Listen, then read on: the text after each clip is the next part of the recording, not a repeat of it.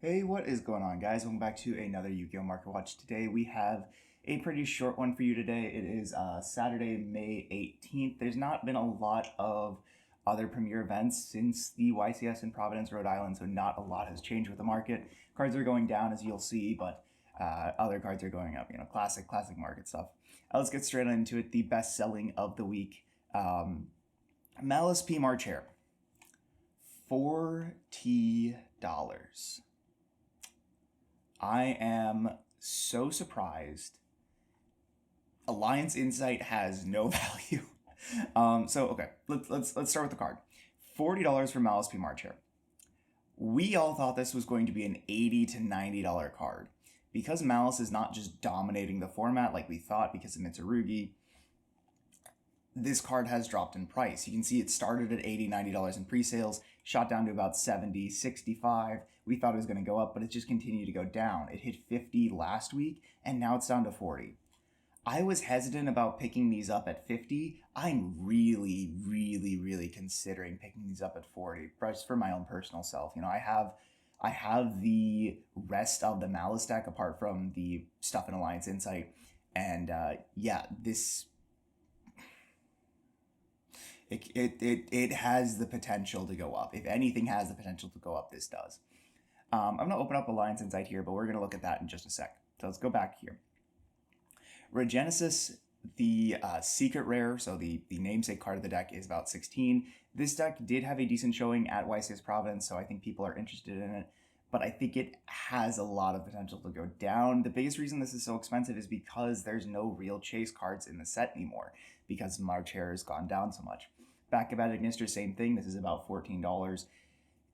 It has gone down because not a lot of people care to spend money on it. It's gone up. Let me rephrase that. It has gone up because there's nothing else that people want to pull from the set. There's nothing really great, so people are inflating the value because they're trying to get their money back. That's my take on it. Regenesis Archfiend, another really good card for their Genesis deck. It's up to 13. I think this was at 13 for a while. Let's go ahead and open it up. This has been about 12 to 13 for the longest time.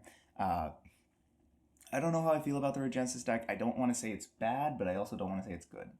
Let's see. Gordian Slicer, still $12. This card is super coke. People have been trying to convince me that it's good. It's not. This is not a good card. This is the only thing you need to read for this to tell you this is not a good card.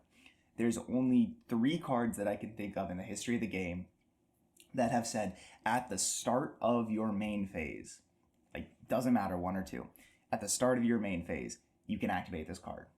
It is Cold Wave, Heat Wave, and Pot of Extravagance. No other cards have ever had this line of text and been playable. Anyways. Charming Meows is up to $80. That is surprising. It's actually not surprising. Meows is really good against Malice. Pretty much everyone's side deck is geared to beat Malice exactly, which is really interesting. The Song of Dominators, this card is only $10. It's the cheapest Dominus card. I'm not surprised. This doesn't really have a home. It could have a home eventually, so maybe consider picking them up. But apart from exactly stun decks, this card doesn't really have a home. Anything else? Let's see. Ether Barrel is down to still holding around 30. Primite Blue Eyes is still about the 5th or 6th best deck in the room, so it's not surprising. Mitsurugi Ritual, we've gone over this card non-stop, but I think it's going to hold a $30 price tag for a while. Witch of the White Forest, the White Forest Field Spell, $5. Personally pretty happy about this because I did not pre-order these at like 30, 40.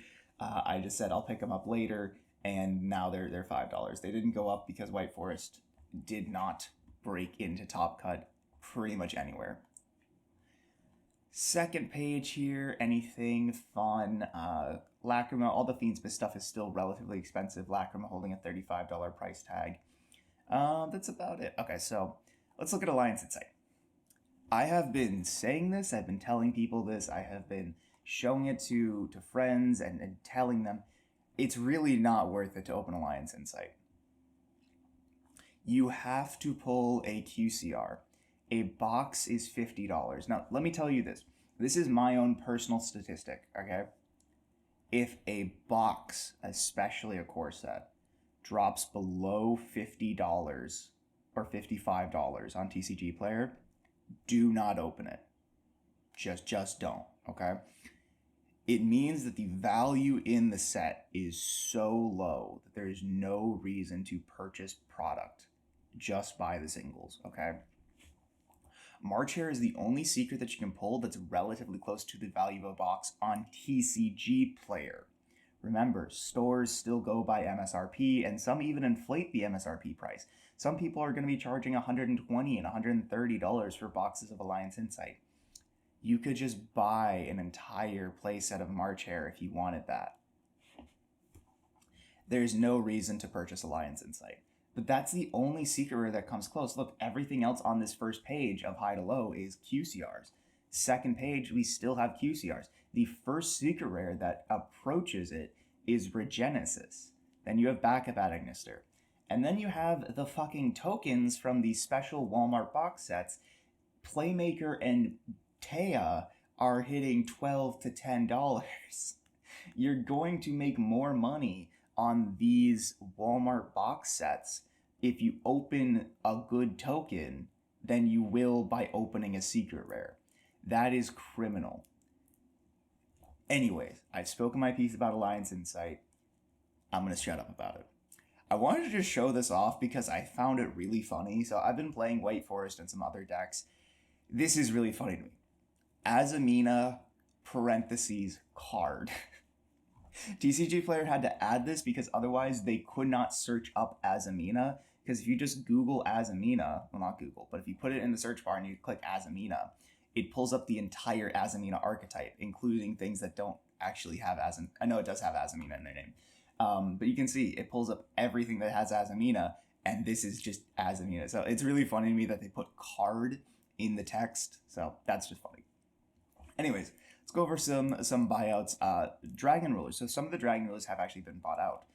You can see that Blaster and Burner are not very expensive because Burner came out in a structure deck. Same thing with Drafts. Drafts came out in Mystic Fighters, so it's not super expensive. But Pebbles and Stream, we'll see Stream here in a second, have shot up to about $3 for the common printing because they only have the Platinum and Quarter Centuries, which were not easy to pull, and the common printings. So Pebbles is $3 and Streams, where is it? Oh, it must be on the other page. Yeah, here we go. Streams is also about $3 to $4 per copy. So if you opened a lot of Lord Attacking on Galaxy back in the day, it may be worth it to go through it and pull out Streams and Pebbles and just try and move them. People want to play the Dragon Ruler archetype. They do need the baby rulers to play it. And yeah, they're supposed to be the only cheap copies, but they're not anymore. You can see Platinum Streams are about 7. Platinum Reactins are about 7. So yeah, good thing to know if you opened up a lot of that set. I went through some bulk bins a while ago and found some several Dragon Ruler baby rulers, so I'll have to find those and toss them in my trade binder. Tenpi, I have no idea why, but Tenpi dragons are going up. You can see Pydra is up to about 12 to 14. Genroku's in the same boat. I just want to see, I'm sure that yeah, Bident is, well, obviously cheap. It's Transcendent. Where is it? Yeah, Transcendent's a couple bucks, and then obviously Trident. Trident Dragion still holding about a $7 price tag. Not terrible. So yeah, so Pydra and Genroku, if you played Tenpi back in the day, they've gone up. For what reason, I could not fathom. I have no idea why it's going up. I'm sure it's some weird either cope deck or it's just the fact that they're hoping something gets taken off the list eventually. Last things I wanted to cover here was actually Vanquish Soul cards. There's some very unfortunate buyouts with the Vanquish Soul cards. Pretty much all the cards that didn't get reprinted in Stampede, that would be Borger, Rosin, and Stake Your Soul, have been bought out like crazy. These cards used to be dollars, pennies. Look at this. Borger used to be 60 cents, and now it is almost $15.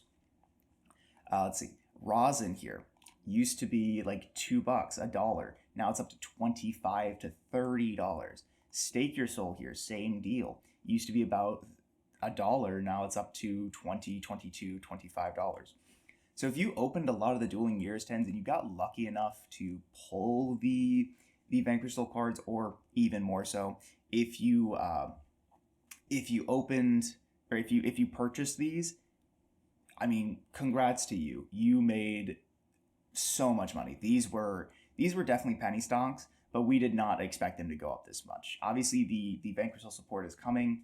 We don't know if these are going to get reprinted when they come out, but oh my goodness, did these get bought out.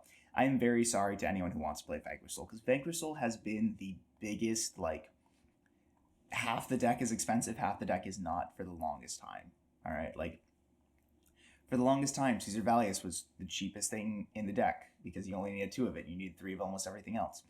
Then it shot up because it didn't get reprinted, but same thing with Mad Love, and now it's just back to the other way around, where Borger and Brazen and Stake Your Soul are expensive, and these aren't because they have reprints. Really unfortunate. I'm sorry to all the Vanquish Soul players. I did say, like, picking up Borgers and Brozens and everything was probably a good idea when the tins came out.